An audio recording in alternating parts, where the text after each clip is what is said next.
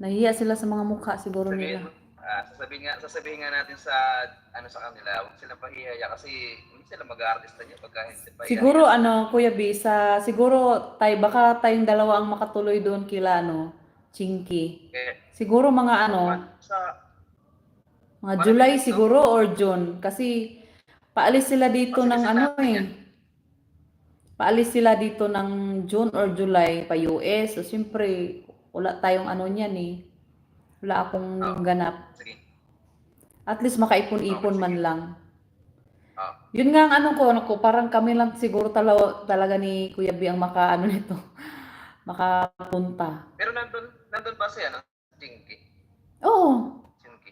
Mm. At nandun siya? Ah, okay. Lagi naman nagyayaya yun. Walang problema. Nag-ano yun sa akin eh.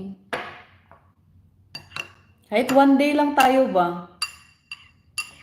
Oo nga, no? Pwede Oo. no? Hindi, mga 2 days man lang, para hindi naman. Di lugi. Magkano pa masaya punta doon? Siguro mga 500 siguro. Hindi ko alam sa Mas kayan malaki doon. konti. Alam mo ba punta doon? Sa Cubao? Ako ba ba? Cubao, may sakayan. Hmm. Mag-sit na lang Biyahe tayo ako dati. niyan. Ano ba? Tatanungin ko muna ulit yung amo ko kung matuloy ba sila kasi pasukan na eh. Balik na kasi yung Oo. date ng pasok nung noon. Ginagayan dati na yung pandemic. Oo, kaya talagang walang gusto mo may mag-join ano. Oh, para may gusto mo join, ba't ayaw? Nag-try. Hindi Kaya nga naman nag-try po, nga ako kasi para sabi ko na hindi naman kailangan para may mag-join. i-accept kasi diretso join naman yan eh.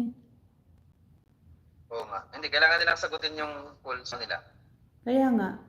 Si Chinky kasi busy siya eh, busy. Naka-YouTube sila.